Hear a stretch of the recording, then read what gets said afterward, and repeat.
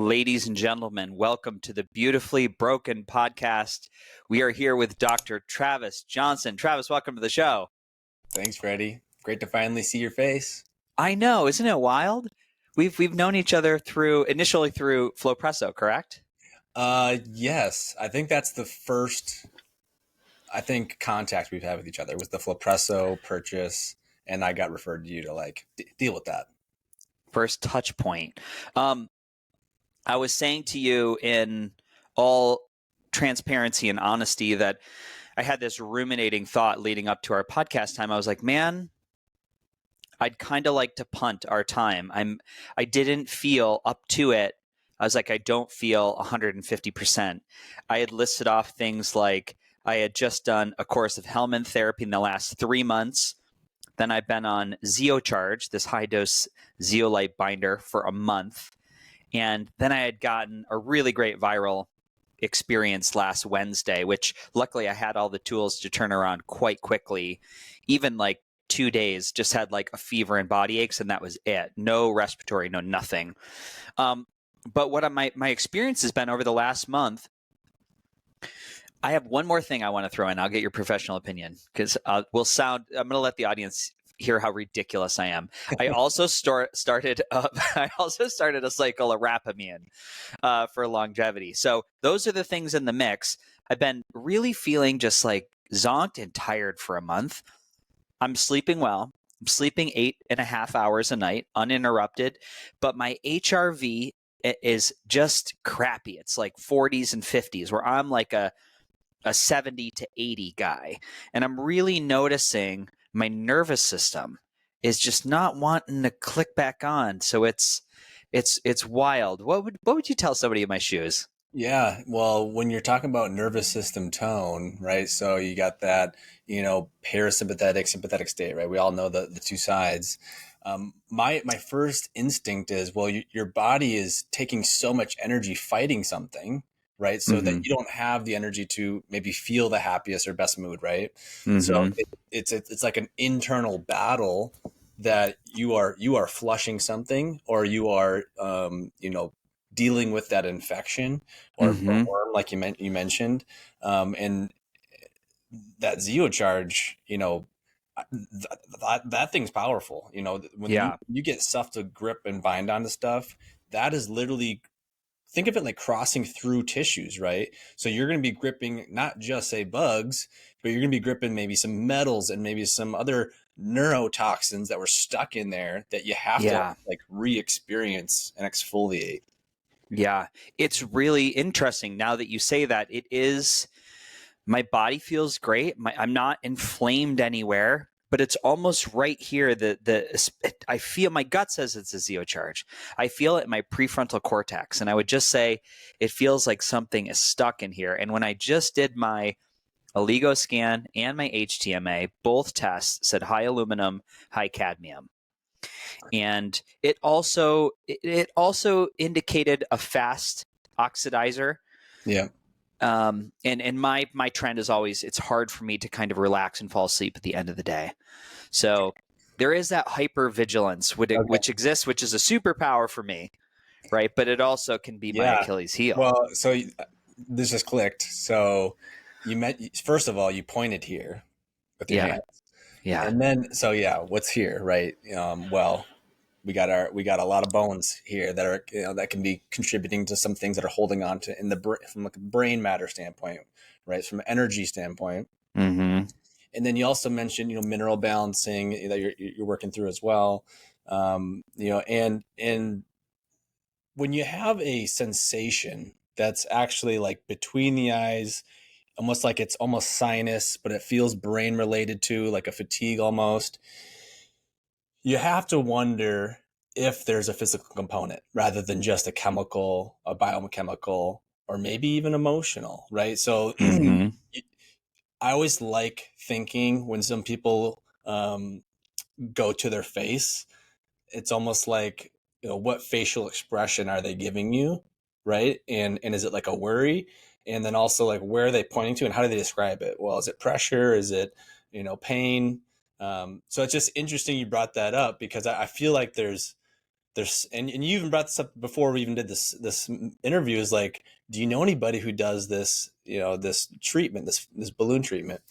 So I'm curious what your history is with your face and your head and your sinus. Yeah.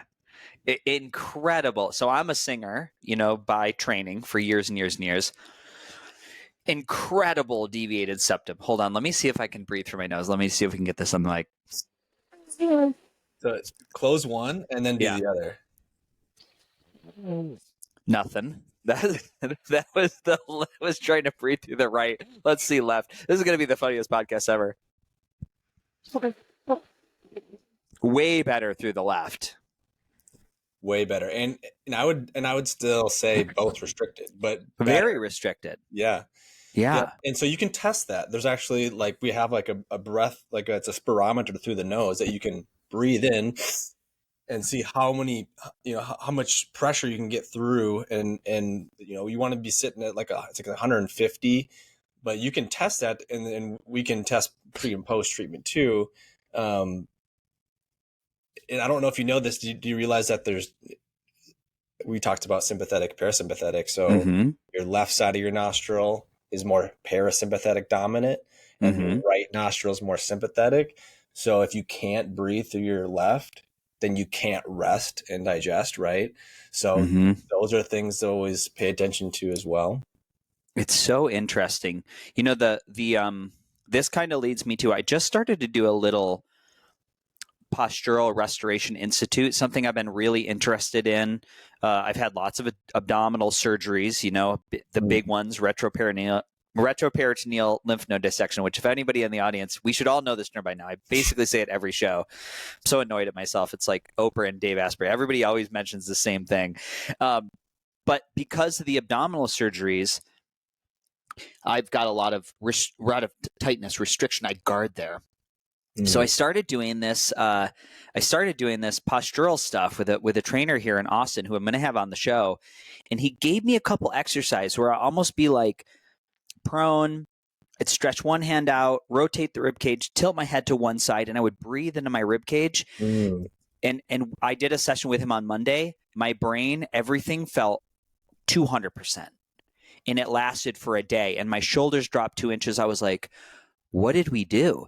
And the trainer said, he goes, dude, I can hear the spaces in between your words have all slowed down. Wow. He's like, go look at your shoulders in the mirror. It was all rib cage, pelvic floor breath. And we're working on getting the pelvis to move up and down, left and right, all simple things. I'm not, it's not like weightlifting, but it is retraining this structural alignment, which, to your area of expertise, it's like, God, it just speaks to the fact that, like, you can't be your own healer. Because I could run around in the circle. I was like, well, I need neurofeedback, or maybe I need a red light on my brain, or I need to pull metals out of the fatty tissue in my prefrontal cortex. I could make up stories on what I think it is, but I need a Dr. Travis Johnson. So, Dr. Travis, first of all, I'm going to pay you for the first 8 minutes of the podcast as a consult, and then, what would you say? What would you tell people if we bumped into each other in Whole Foods? What would you describe your area of expertise to be? What would you say you do on the planet or in the world of wellness? Even better yet. Okay, so I would first say, well, the simplest thing is I am a chiropractor, right? So I went to chiropractic school, trained as a chiropractor. That's the easiest label I can give myself, because then people will understand, oh, you work on the body and you adjust bones and things like that. But then, if I had a long elevator ride, say it's a 80, floor elevator, so then I'd go deeper into like, well, I'm not just like a typical, chiropractor where you're just going to lay on the table, crack your back, and you're out the door, right? That's traditionally what people think of. Well, I'm going to go see a chiropractor. He's going to adjust my bones. I'm going to get noise, right? I would consider myself more specifically like a fascial-based chiropractor, right? So I'm really focused on the fascia, and that could be from the most deep internal, like from the meninges that wrap around the brain and the spinal cord, everything there, all the way to like the extremities and just the fascia that wraps around our bones, our tendons, our muscles, right? So I do this very specific ABC technique which stands for Advanced Biostructural Correction. That's like my training that I got postgraduate. Can you say that one more time, the ABC? Advanced Biostructural Correction. So it's a very niche chiropractic technique. There's ABC doctors all throughout the country. You just have to find them. Some of them are Amish. You'll find out. Okay. And then I just recently got trained in the FCR, the Functional Cranial Release, and that was with Dr. John Lawrence down in Sarasota, Florida. And so both of these techniques are very fascial based. So one is addressing the tension, like you were just describing what your experience was with that guy. Like he was literally just wringing you out. Okay. So ABC is literally that with an adjustment added to it. So I'm unwinding the tension in the body through these, what we call a meningeal release. Okay. So it's like a deep spinal stretch / adjustment, I guess, if you'd call that. And then we go through this whole protocol of, ABC adjustment protocol, head to toe, every joint, shoulders, wrist, toes, fingers, everything, arches. And so it's a full experience. And then, so I tell people the golden ticket, if you were going to, see me at my office, is getting the full ABC chiropractic. And then you'd follow it up with an FCR at the end. And the FCR, again, endonasal balloon treatment, or we're putting the balloons up this nasal passage, very specific spot. The FCR technique adds a little bit of functional neurology and applied kinesiology, and then some facial positions and head positions. So it's a little more complex than just thinking of a balloon up your nose, which I find to have incredible results compared to the way I was doing it prior. Amazing. I'm going to dig into, because we're going to have to, again, we got to get the audience up to speed. You're like, wait a second. He just said he's going to put balloons up someone's nose. Right. And I also want to tip my hat to chiropractors in general, because I know that some people are like, chiropractors, like, I don't believe in that, or it's back. There's a bunch of great memes floating around Instagram right now where they show the dummy being broken on the table. And I have to say, out of all the practitioners I've seen, some of the chiropractors have given me the most immediate improvements in symptomology in one session of any practitioner I've ever seen in my life, period, full stop. Like, I've walked in pain and I've walked out being like, I feel amazing. And it's been more on the side of not standard chiropractic, not crack my back, not even sometimes no cracking at all, more looking at the body, postural alignment, and they might put their hands like up under one rib and poke, and I'll cry a little bit, and then they'll adjust something else, and very intuitively guided. And again, walking out feeling like perfect. Absolutely perfect. I think it's some of the integration work that is where I've not always understood. It's like, what should the homework be to keep some of these changes or integrate this new information into the structure? Right. That's a debatable one, but I always go back to our ancestors, right? I had this conversation with a patient today that, like, what should I be doing in between my adjustments? Like, what advice do you have? Like, well, I was trained in like rehab. So I was like a rehab to performance guy in college, and it's a big community out there.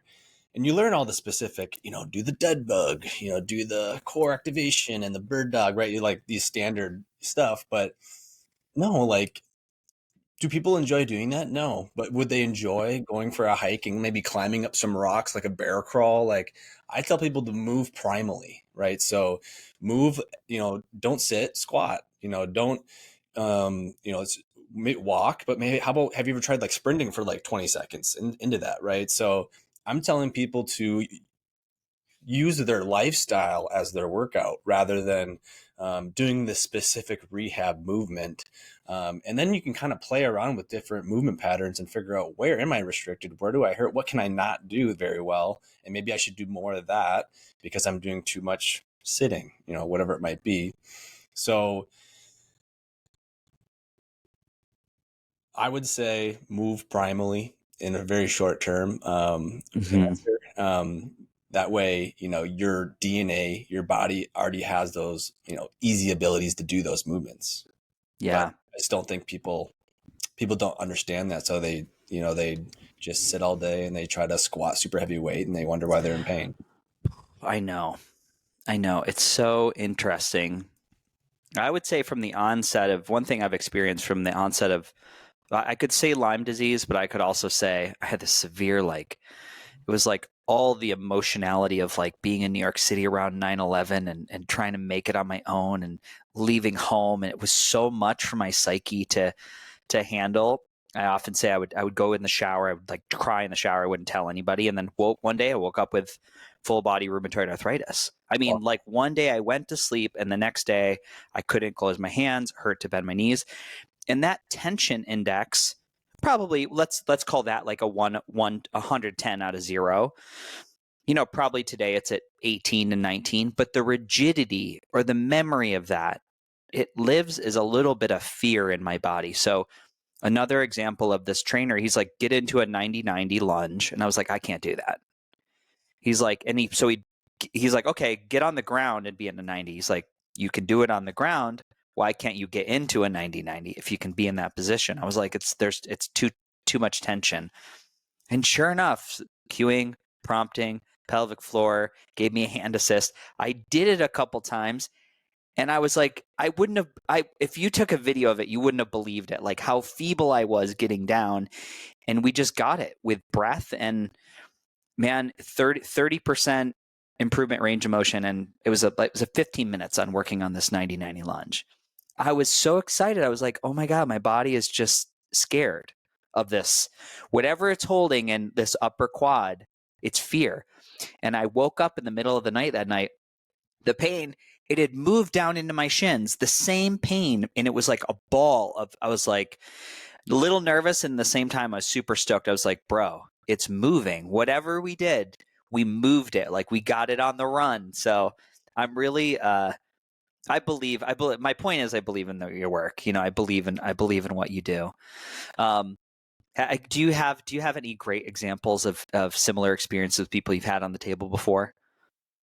oh yeah. So and what you're describing is it's just changing that fascia, like you're like releasing that little egg, so to speak. It's like your little ball of tension is just moving around and it's gonna kind of follow the track until it's out, right? So Mm-hmm. everything you're describing is fascial based stuff, right? And it really is everything because even you mentioned fear, right? So like our emotions are tied right into that fascia. We don't understand, like, well, a lot of people don't understand that the trauma and the previous injuries they've had are literally stored within their tissues. And if they've never had that worked on or had any person like place their hands on there and like try to like release that, um, it it's probably the most profound way to heal because you actually having like an actual practitioner be there, understand your issue, and if you're talking through it, you're bringing up that memory as well. And the breath, you mentioned you're breathing through that movement, right? So when you're breathing, you're activating your nervous system, right? So you're telling your body to pay attention to those places. Breath, oxygen. Okay, now we have fascia innervated by the nervous system. Okay, we have memories stored within our tissue, and then again, you have all these toxins that you want to mix into the cells too, right? So these are all playing along with each other. And so what you're describing is literally like you could describe it as a detox. It could be an emotional detox. It could be a Mm-hmm. physical metal detox, right? So everything in my world is based around this fascia, and I see it every day. Every day. Like even like today, I can tell a quick story. Like I was really struggling with this kid, this 22-year-old kid. He came through. He had 10 out of 10 excruciating pain last night. No reason. His hip, right in his hip joint. Yeah. They brought the kid to the ER. It was midnight. They did all the MRIs, all the x-rays, all the tests, completely normal. Blood work normal. The only thing that was high was C-reactive protein. They're like, it was really high. I'm like, yeah, he's 10 out of 10 pain. He's inflamed. Yeah, that makes sense. But they're like, no, no, no, no. C-reactive protein. We have to get this checked out. So they had to move. So this doc recommended he go get a hip aspiration of the synovial fluid in his hip, which is like pretty invasive and unnecessary for like what. There's no reason why his hip was hurting. It wasn't like they were thinking infection, and so it just goes to show like the fear mongering that was involved for the last 12 hours in his life. Like you should have saw his mom when she couldn't stop talking. Like, I don't know what to do. I know. I'm like, just breathe. Just breathe. How old was the kid? He's 22 years old. 22. So he was 22 years old. He has some conditions. I think he has like an Asperger's, and so his mom kind of helps with them, getting through. And he understands if he's in pain or not, but she wouldn't really believe him at first. But anyways, like they went with the aspiration of the hip, took the synovial fluid out, nothing, no infection. They wanted them to stay overnight. They're like, no, going home. He came here. And literally, it's just his fascia. Like his whole hip was just super tight and locked up. That I think he was just walking really awkwardly for a while.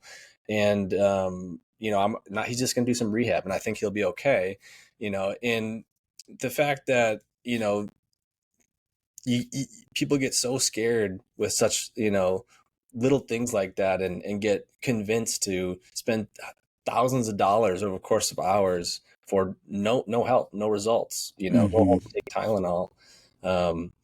That's what kind of drives me. It's like when I see these patients with these basic fascial issues or emotional, connections, like they're really easy to solve. It's just about bringing it up by asking a simple question, and usually they're halfway there. Yeah, because you're in clinical practice and you see a population of people who are like, they're in need. They come to you because they're Dr. Travis. This is what's going on. Do you see in 2024? Do you see trends move through the office? Do you see people come in with like similar things and similar patterns? Is it all over the map right now? I tell you, it's wild. All the time I see trends. And I can't, if I could specifically tell you a couple, I will, but they change every time. It's not like a pattern. It's not like this time of year, in September, this issue comes. No, it's just a trend that like washes through the clinic. And I'm like, where did that come from? Like, obviously you'll notice, some of the sickness stuff come through because, we're Sure. just in contact with it. But like I was telling, I was at the Hack Your Health.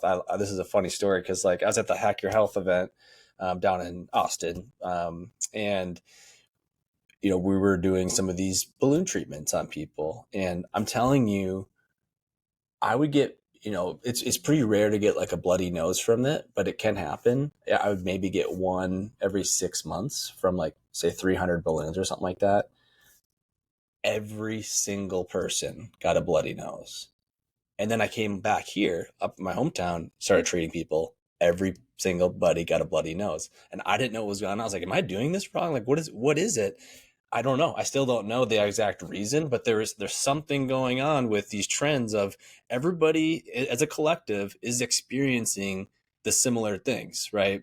And so I don't know the answer to it, but I definitely can pay attention to them, and maybe there's some higher intuitive that like can know exactly the answer, but yeah, there's definitely trends of pains. Like everybody comes in, I got right hip pain.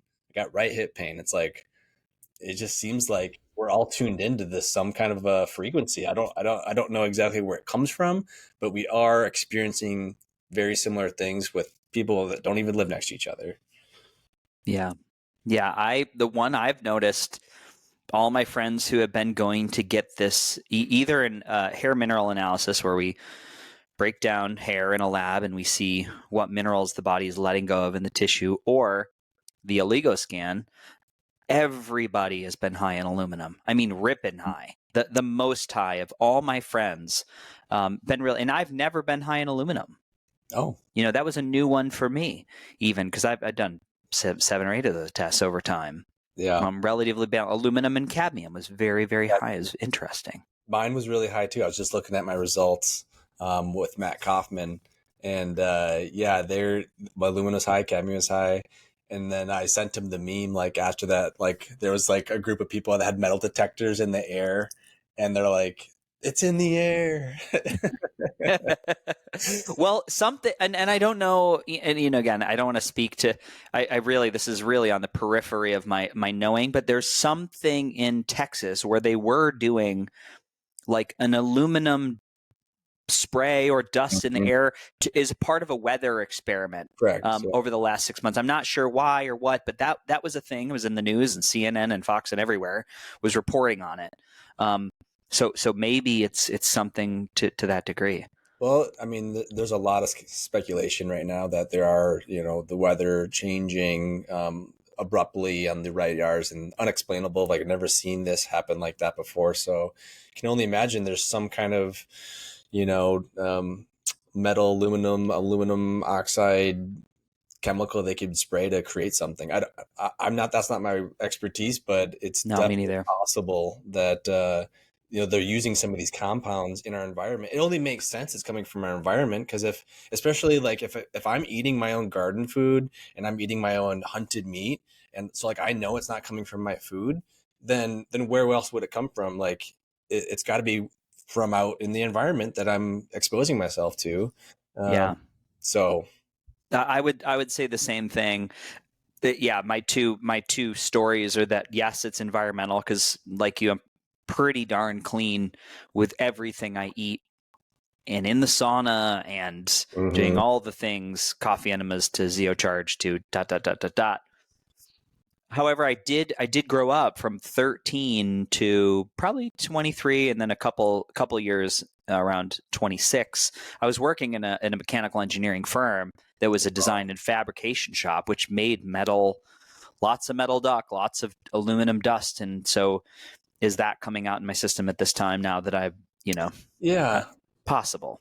Can I ask you a question, Freddie? I mean, I Yeah. know most people know your story with the cancer, the testicular cancer, and it. I guess did we ever come to a finite, reason to why that may have happened? Because I have my own thoughts, but I'm curious to what you truly believe is creating some of these cancers in people's body parts. I mean, my gut intuitive, and this has come to me a couple times in deep therapy sessions. Both times I've done EMDR, and yeah, some deep therapy is that there was a time when literally the first time I was ever in love, I was betrayed. I had a Mm, really bad betrayal, and so much of the fact that I couldn't process it at that time. right. It was just I remember the pain and the hurt, and I would tell you that I Okay. would say my body So took a big portion of that offline and said we're going to park this somewhere else. got it. The reason I ask is we were talking about environment, talking about pollutants. My my dad just he got diagnosed. He's going through chemo here in like 6 weeks. Mm-hmm. He worked at a refinery, at a gas, Flint Hills, the Koch brothers refinery, right? Yeah. And he was one of the individuals that would go down in those tanks and clean the tanks.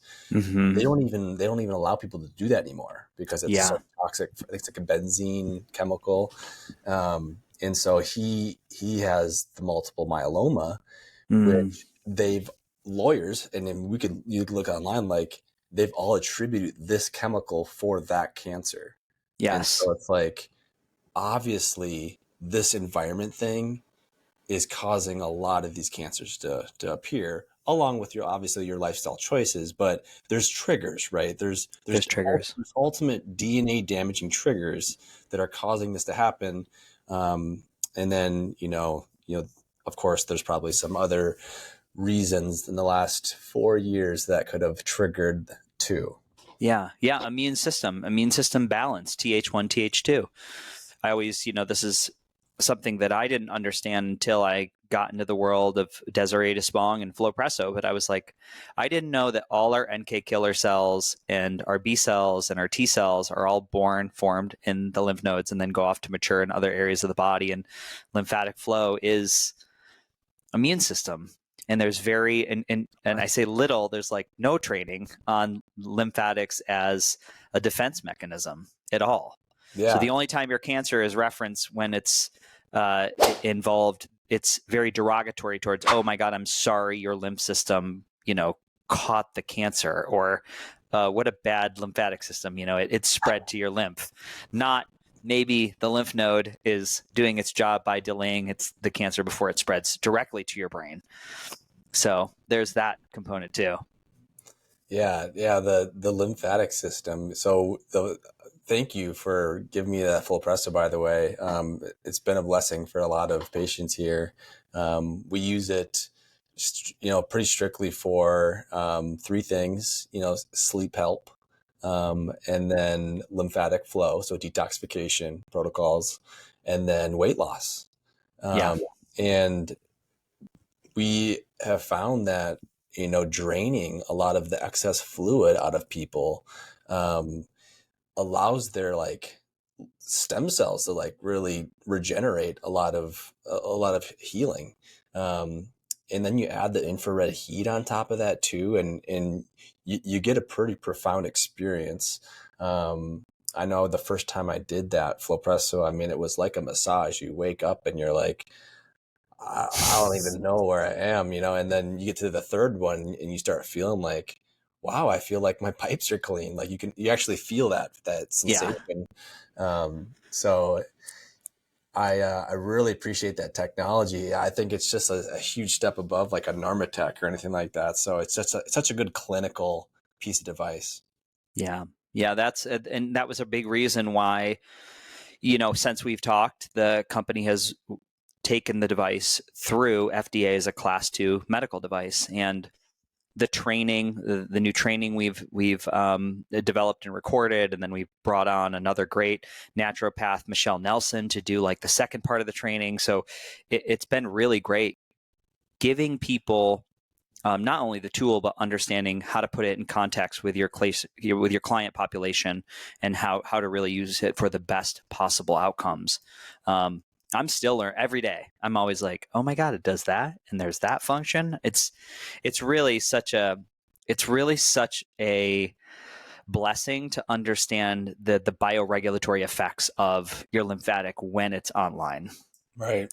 Yeah, and we're like kind of like a biohacking clinic. We consider ourselves over here too, so we'll biostack a lot of stuff with it too. Mm-hmm. We'll do everything, between like a microcurrent ear clip onto like a red light, panel over your face. And then we actually have like this solar gem, which is like a light crystal that you can kind of beam to your head too. So whatever floats your boat. But I mean, of course we had the music, right? The music on top of there too. But one thing I haven't played around with, and maybe you can speak on this, is like having a practitioner with them while they have this like on the head, like cranial sacral therapy, maybe like it can't get your neck, right? So maybe like a neck massage therapist, lymphatic drainage massage therapist. I feel like there's a whole nother market that, you could start a specific like flow presso business through. I got to put you in touch with Michelle Nelson, because that's what she does. Her we call it a lymph guru. So as a naturopath and a lymphatic drainage specialist, she's worked with the tech for 4 years. And before we had the Flow Vibrate wands, that's what she would do. She would sit at the head of the table and just do all the lymph nodes in the face, head and neck, 600 to 800 nodes in the body, 300 in the face, head and neck. Like you can't skip that. But what I would tell people is the really easy way to not get it wrong is just to have 2 vibrational wands, 2 Flow Vibrate wands, and work bilaterally, starting at the termini and then up behind the ears and the tonsils and the face and around the eyes and the occipital joint. And it's easy for me. I'm bald. So I could just do like the whole cranium and it feels so good. It's clearly, it for me, that like takes it to this like white glove, 4-star service. Absolutely. It's just amazing.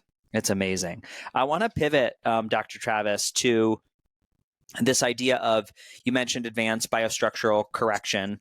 Every time I see ABC, I'm like, always be coaching. And I want to talk about that, but I also want to talk about the functional cranial release. I'm saying that right? Correct. Yep. So frame for the audience who may or may not understand the idea of like using the nose and using a balloon to work with the plates or the structures in the face, head, and neck. Okay. Yeah. So you want me to go through the ABC or the FCR? Go to the FCR first. Okay. So the functional cranial release, a lot of people call it a endonasal balloon treatment. Okay. Why would you even want to get this done, right? Specifically, your ability to breathe through your nose is like number one, right? So we all understand your ability to breathe through your nose is very important. So if you cannot do that, you are not saturating your body, your brain with oxygen as much as you would like to. Okay.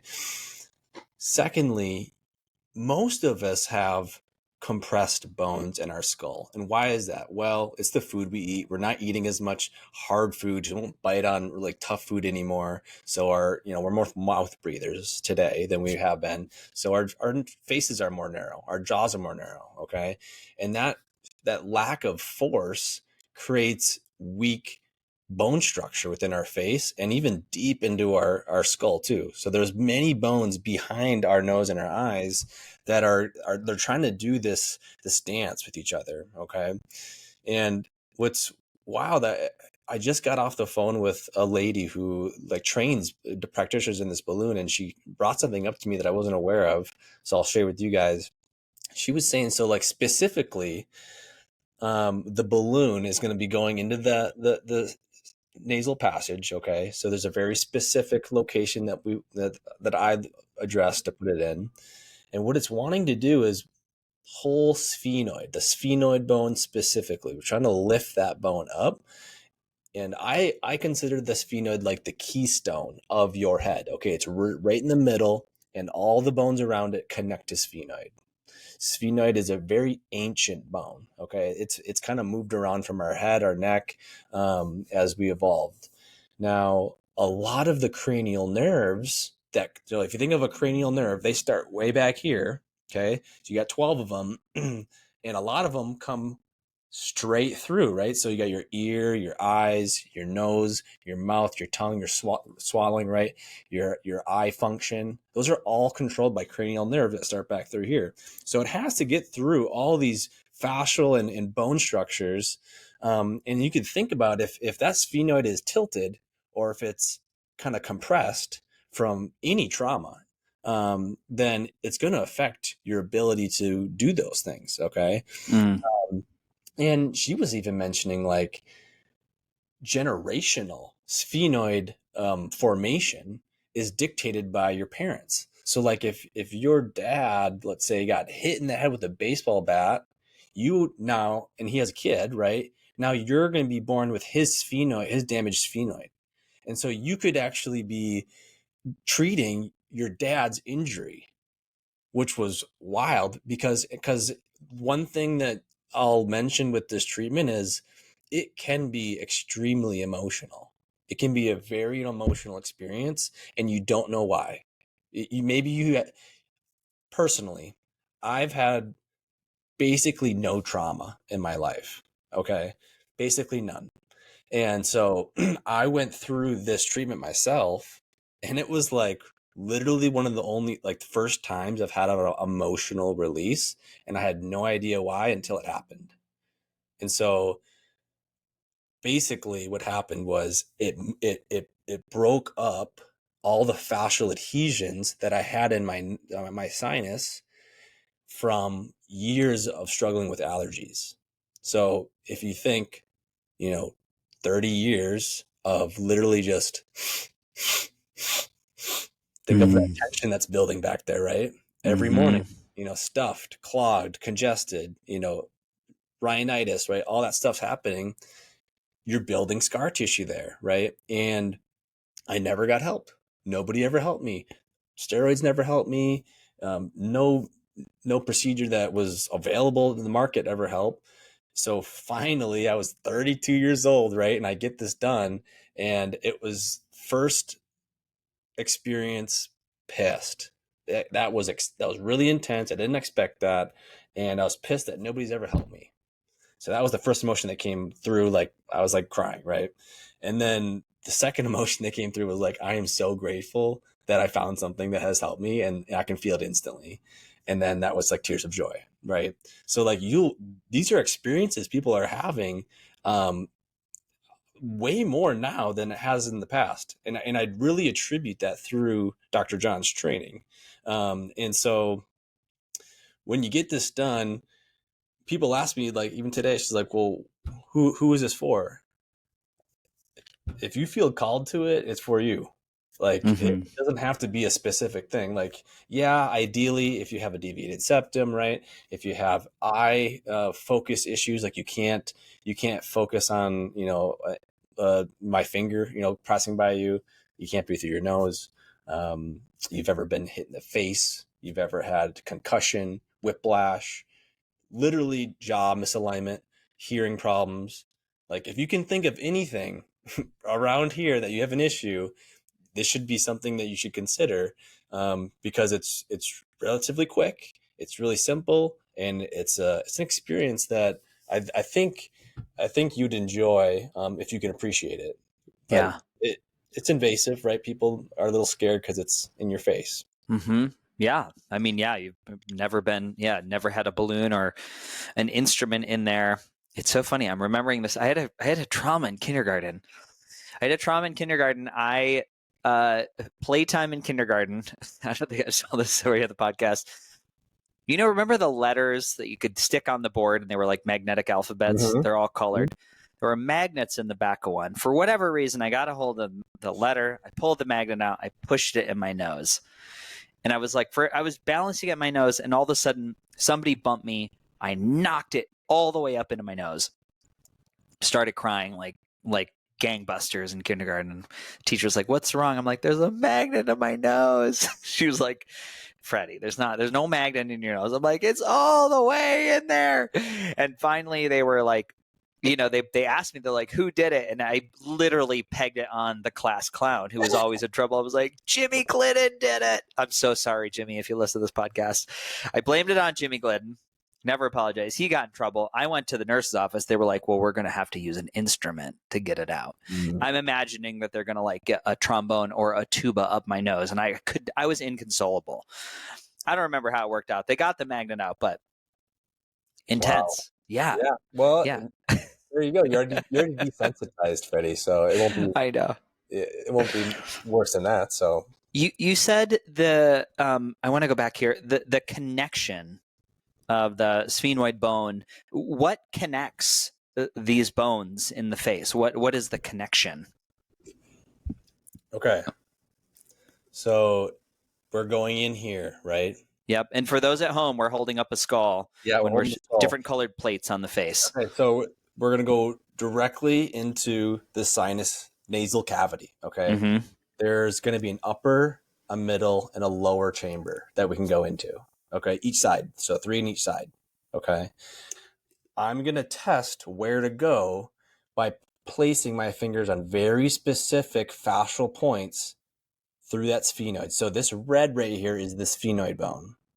So I'm going to be pushing lower, middle, and superior sphenoid to figure out where am I going to put that balloon through this way. Okay. Simply put.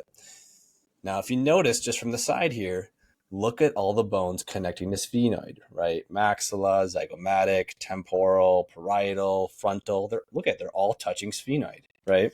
So then if we open this guy up, this is where it gets really wild. So most people haven't seen like the bottom of the inside of their skull, right? And I haven't either. But so look at here. This is all sphenoid. Okay, you got pineal and cribriform plate right here.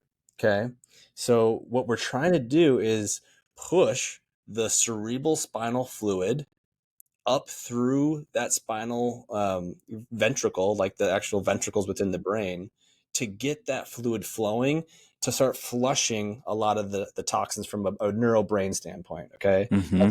That's one thing. But it actually changing the position of this phenoid here is going to affect all the bones attached to it. Okay. And this plate right here, this is where that fascia I was talking about anchors itself. Okay. So that meningeal dura fascia anchors itself right in the front here. And you can see how close that is to that actual nasal bone here. And then it wraps around the brain and it comes right down to the spinal cord. Wow. Okay. So that makes total sense, doesn't it? Like if we were going to release tension in the body from a most fundamental way, most center point of the body, it's going to be right here because that's where it's anchored. That's where it starts, wraps around the brain, goes down the spinal cord, connects to the rest of the body. Right. So this is where that air passes through your nose and then rubs right across this plate here to basically hyperionize the oxygen, right, in the cerebral spinal fluid. So it's very fascinating, this bone. This is a very, like I said, it's a very ancient, very fascinating bone. To me, this is like the keystone of like consciousness. Amazing. And what have you, I'm assuming the endonasal procedure or functional cranial release, it over time, does it hold some of the malleability or the change? Yeah, absolutely. So like that's the thing. Like I usually tell people to do a series of this because again, we're going to be switching positions. It's going to move around. So it's pretty close to permanent once you get through that first series. Okay, we're going to break up a majority of the fascial restrictions in that bone just through the first series. Now, if it's somebody who's had something pretty traumatic or for a long time, we would take a break for like a month or two, and then we would do another series to get to the next layer because your body still has to assimilate the change, right? So I still want you to go run and breathe through your nose and, you know, live life because your body's it takes time to like readjust to this stuff. It's not, you know, in the beginning, it's going to move a lot and you got to be prepared for that. Especially if you're somebody who's had significant trauma to the face, expect a significant result and significant, I say, experience, because I don't. Recalibration. Yeah, recalibration. You may want to, you know, take a day out. May want to do it on a Saturday or something. You know, because Right. I remember after my first one, I was brain foggy. I didn't really want to have conversations, and I was down at a biohacking mastermind. I think you know Thaddeus, Primal Hacker. And we were down at that mastermind, and I couldn't talk to anybody. I'm like, I literally just have to go to sleep, and I had a little headache too. So just know there's a reaction. Yeah. I would assume so. Man, it's so wild. And I assume you said you were doing these and then you went through another training and it changed the way that you were doing the procedure. Who do people look for? Is there like a credential or a certification that they went through? Yes. And I'm not familiar with all the certifications. I think there's a few different versions out there. I was originally trained through ABC to do the balloons. Okay. Mm-hmm. And that was really basic training. It was just like put the balloon in on this place and pump it up and take it out. And that was about it. And that's pretty much the majority of what it is with all the techniques. That's pretty much what it is. The discrepancy of the technique that you'll find is, should you do all the chambers all at once every visit? Or should you be very specific on which chamber you're doing on each side Mm-hmm. and then letting the body assimilate that way? Or, you know, should you do one treatment? Should you do 10? Should it be 5,000? Should it be $200? You know, there's a lot of discrepancy in that. And that's probably why it's not such a super well-known thing right now. I mean, it's blowing up on YouTube. It is blowing up. I see more and more people, more and more professional athletes, more Olympic athletes are starting to do this. Yeah. So, I mean, I would say regardless of how you're getting it done, it's going to be a good result. I do think there's a poor way to do it. Mm-hmm. And as you may have seen on the videos, like when you see that balloon coming out their mouth, that's a fail. Like that is not good. Like you do not want that. Like at the very most, it like barely exits back to your throat. But that's where the skilled practitioner comes in and knows what they're doing and not just doing it because I want the treatment. So I Yeah. always preface like really make sure you do a background check on what like who you're going to get this done from. And so the functional cranial release technique, there was, maybe only about a handful of people I know in the country that are trained that way. So if, referral wise, if you're down south, I refer you to Dr. John in Sarasota. If you're in the Midwest, you come over here in Minneapolis. From there, I would also, you could look up cranial fascial release, CFR. That's probably the other big technique. You can actually find their website, and they got a provider map on different practitioners throughout the country that are trained in that. Great. I always like to give people resources or at least point them in the right direction when this Yeah, is something they're interested in. that way you at least know these doctors are trained. They're actually trained in the technique and not just trying to practice on people. Yes. Yeah. So functional cranial release is like what I do specifically. Trained by Dr. John, and then the functional cranial release. They're really close niche people within the network. So I would also look into that for somebody nearby. Yeah. Just being aware of our time and our hour.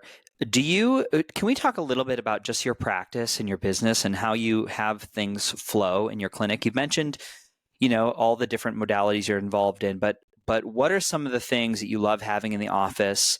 What's if you could almost think like an avatar of a standard patient coming in, how do people work with you, and what's that look like? Yeah. There's really two patients that I really like to help. And the way our clinic is set up is it's very integrative. And what that means is that there's different services here for different aspects of the body, right? So they're coming into me really as a consult to figure out, hey, what should I do? Here's my problem. What should I do? And that's where I can delegate. So I have a Julie who's she's kind of an emotional, intuitive soul worker that helps people through trauma and emotions and relationships and abuse and addiction, right? So she's working on that level. I have Preston, who's more of the rehab. He's getting into the HTMA, mineral balancing. He's doing, health coaching, weight loss coaching. He's, kind of an all in one type of practitioner. And then I got a couple front desk people, right?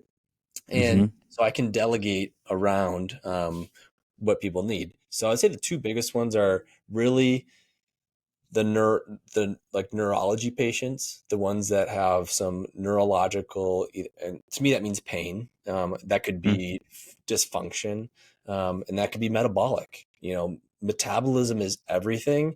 Mitochondria is everything. So we really focus on those things here with the therapies. And so I always recommend you doing the therapies in conjunction with some body work, chiropractic work, functional cranial release work, rehab work, whatever we're doing. And that looks like full body red light therapy. We got a full, high power bed here. We have the Flopresso. I usually combo those two together. So you do red light first, vibration plate, Flopresso. That's kind of the weight loss, I would say, protocol, along with, supplements and coaching and guides and stuff like that. And then we have a membership where we have a me gun massage bed, so you can kind of relax the deep fascia before you get adjusted, kind of heats you up, takes tension out of you. And then we have PEMF, pulse electromagnetic field therapy. And we have one of those cool catalyst devices where it's like a big magic crystal ball that you hold on to, and then you you can see like the lightning going through it. It's a pretty cool device. Do you stand on a plate and hold the ball? Is that and the current goes around in a circle, kind of runs Yeah, through? yeah, Is yeah. So, that is the catalyst? Is it a component of the immortal chamber? yeah, yeah. Got it. They don't make this one anymore. So if they're listening, only I use it. So, Great. but it's a really cool. It's the coolest PEMF device I've used because it creates a full circuit in your body. So the electrons are coming right through the hands. You feel it right through. I mean, it's shocking, Yeah. and then it's coming right out the grounding plate. So we have that here at the office, and then just some other um, little like microcurrent devices, and just little different gems that you can use throughout the office. Oh, and we've had it for like 2 months. The hydrogen unit. So we from Axiom H2, Mateo hooked us up with this hydrogen generator, and we have like a full service hydrogen water purchasing thing through the clinic. So what we do is we get a glass jug, we reverse osmosis water, we put the Baja salt minerals right in there, and then we hydrogenate it, and we sell that as like a water purchase. And then we do the treatments too. So a lot of functional cranial release patients, they're getting hydrogen cannulas after these treatments. You know, if you know anything about hydrogen, super antioxidant, super cleansing, anti-inflammatory. So it only makes sense to breathe that in. Um, so it's been fun. I'm super. I think I'm done with the devices for now. Yeah. I have a lot to already like tackle. Now I'm really just focusing on growing. Offering this kind of protocol to other places around the country, and I just want to blow up that way. So it's always fun to go out in Austin. I definitely want to come back to visit Austin. Loved it. Yeah. You have to let me know when you're here because we'll have you over for a sauna and we'll bring you through the biohacking lounge and pretty much everything you said. I have some component of here, and my latest one of the stacks I love for weight loss. I love to have people in the cold plunge for 3 to 5 minutes, do the red light, they go into Flowpresso, and I just got a Nano V, which does the structured water. So, and it's so nice because you don't necessarily have to wear a cannula; it can just blow it right in your mouth. Great stack. Super. That's like the perfect stack right there. And It's a good I, stack. I had a cold plunge here. Nobody did it for like 5 months, and I'd have a single patient try it. They wouldn't do it. Really? I swear. And I mean, they're already getting cold in the winter. Like it's not that big of a deal, but it's just the wrong setup, I guess, for my office. Mine's more of a. It's not like biohacky setup. I don't have a shower here and stuff, but Yeah. so I just brought it home. Yeah. I I use it mean, every day. I pretty much, I take my I have an outdoor shower, so I'll shower outdoors. And even if I'm not going to do 3 to 5, I jump in the thing. I'll do a dunk. I'll do 20 Yeah. seconds, 30 seconds, but usually end up doing 3 minutes and do a head dunk, hold my face under. This morning I went to Barton Springs and I went to a yoga class and I had about 1 hour, and I knew it was 20 minutes drive times to the spring and then 20 minutes back, but I did it. I was like, I want to be in nature's mineral water just for a little bit. And honestly, it gave me, you just let go of so much stuff when it's a nature setting. I think sometimes, we try to bring things in like the cold plunge, and mine's outside. Yeah. I'm on rock plates and I got the outdoor shower. So it's a really nice setup. But sometimes I do think that it's without the showers, without a really great place to integrate back into your workflow, sometimes it's not a great fit. Yeah. And I would preface, like, for the people listening, like these biohacking devices, you can get too far with them, right? What I'm trying to emulate at the office is, hey, get exposed and experience these technologies so that you can now implement these into your life, right? What are you doing in your life that mimics this red light, right? How much time are you looking at that sun, right?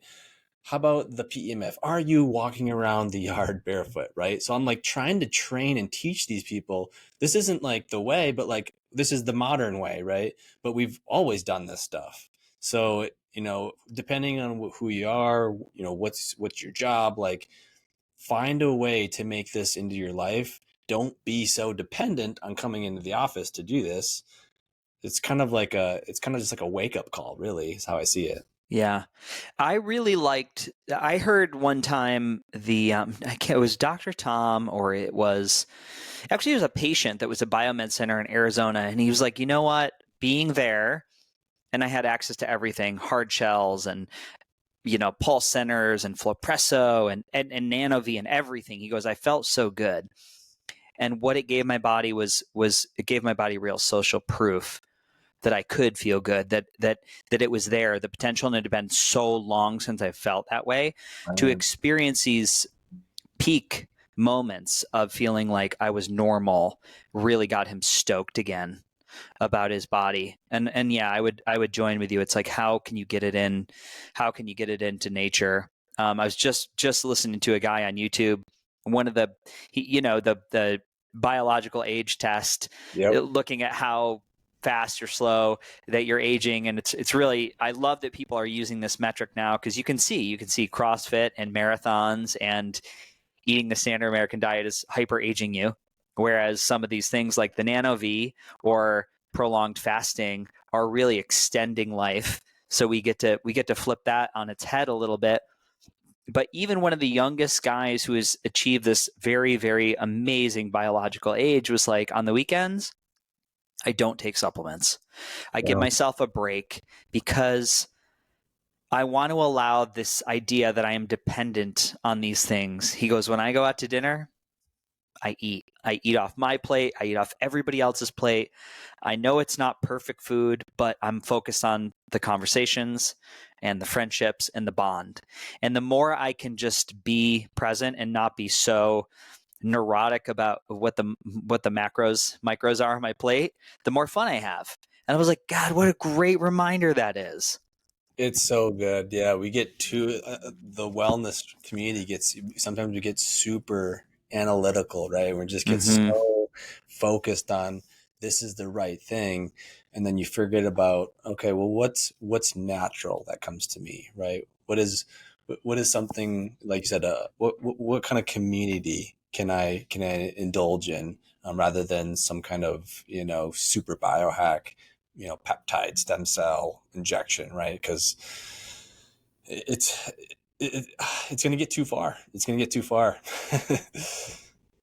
Yeah. Yeah. And I know plenty of people with all the toys and all the tools, and they're, to me, from the outside, I watch them just spiral, and it's like what the things that are the pain points just change. I don't always see people, have a dramatically improved quality of life. I think you got to put it in context and remember we're human beings. And how can you get back to the being, not the doing and the? I'm guilty. I can only say this because I am hyper vigilant in all the things I do, and for me, I've had enough people say, just let it go. Like, just be on the couch. Like, get into a Netflix series. Whatever it is, just do it. Just do it. Let yourself be. And that for me it's been really great advice lately. Yeah, don't stress. Don't stress. Watch that stress. Well, Dr. Travis, I'd love to do it again. Beautifully Broken podcast. The idea of putting these pieces back together. What does it mean to you to be beautifully broken? Beautifully broken. Yeah, I think we're beautiful already. I think we're born beautiful. And I believe that we're only broken from life, right? So we, like, from a chiropractic, like, again, I can't stop thinking about, from a chiropractic philosophy, like the innate intelligence, right? The body's own ability to heal itself, that starts when you were born, right? We are perfect beings when we're born. And we get broken from life, like you went through, right? Relationships, injuries, finances, all these things break us. And so to me, that is literally the epitome of life. We are supposed to go through the suffering to learn lessons. And when we go through that, we become way better at helping other people, get through those lessons through experience. And that's just where wisdom comes in. So I'm just so grateful to meet you, Freddie. And get on your podcast, and I for sure want to do this again and come down to Austin sometime and just go to Barlow Springs again. That was awesome. I loved jumping in that creek. It was so clean. Oh, it's so good. You can see right to the bottom. It's what a blessing to be 20 minutes away.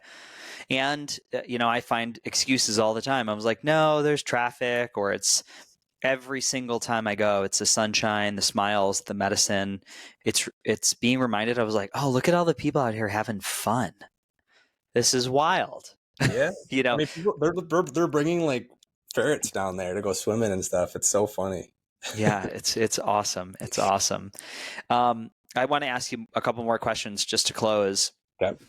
Just the state of the world right now and in the hyperpolarized nature. If I could give you a magic wand and you can tune in all the television sets of the planet to channel Dr. Travis Johnson, what would you say to unite? Especially, let's just take. Let me give you the television stations in America. What would you tell people just to be able to like drop stuff and unite? What are your words? So great question. Like a good channel to tune into is, I would say, where you find love, right? So the things that you love in life and make you smile are the things that you really have to focus and tune into. So if you're watching a show and you're not like, and the show can be literally your vision, like what are you putting your eyes on, right? So right now we are getting sucked into this online world, which can be great, awesome, right? But when you have identified it as like a dopamine rush where you get sucked into the materialistic stuff and you're not focusing on the actual person that loves you and is next to you, right? Then we have a huge, I would say we're on the wrong channel, right? And so I would say if you can really focus on what you are putting your eyes on and what channel you are watching and really sit back and like journal about that. Is this exactly what I love and who I love? Or is something tempting me on my shoulder as a distraction? And am I giving into that? Right. I feel a lot of people are struggling right now. I see a lot of patients come to me and they're so depressed. They feel defeated and they don't have any way out. And what I've found myself, because I've been in that situation too, is putting your head down with a group of people that are like-minded, that you vibe with, and just talk about those things, right? It's just expressing yourself and what you're going through. Otherwise, it's going to fester in your body and create pain and disease. So if you don't let it out and like talk to like God in some way, then nobody can help you. God can't help you, your friend can't help you, your wife can't help you. So pay attention to the channel that you're putting your eyes on so that you don't spiral so far where the TV turns off. Yeah. Your last question, Travis, what brings you back into love when you're distracted?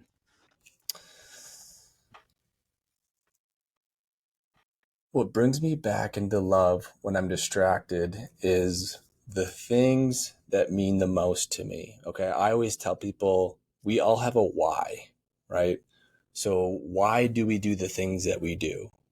And it comes so fundamental to me. It's my wife. It's the future family I want to build with her, right? It's the practice.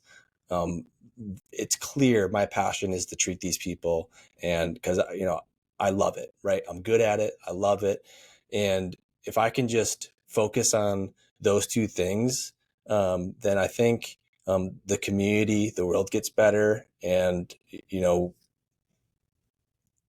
distractions are always there. They're always there, and I think it's just about managing them in some way, because it is hard. It's really hard to become an influencer and not be addicted to posting everything you're doing, right? They don't Mm-hmm. really go hand in hand with each other. So it's really like a mental battle of like deciding, how do you get awareness for what you're doing, but also don't get sucked into it so much that you don't even enjoy yourself. Yeah. Beautiful. Thank you for being a guest on the podcast. I'm so stoked to get this out to the world. We'll definitely have you back on, and you got to let me know when you're in Austin so we can do some just touring around. It's a great city. There's so many opportunities, and there's so many like-minded people down here that I know you love. Awesome. Can't wait, Freddie. Thank you so much. Yes. Big love.